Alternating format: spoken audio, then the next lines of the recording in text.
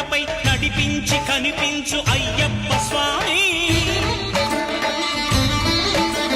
మకర సంక్రాంతి సజ్జోతివై అరుదెంచి మహిమలను చూపించు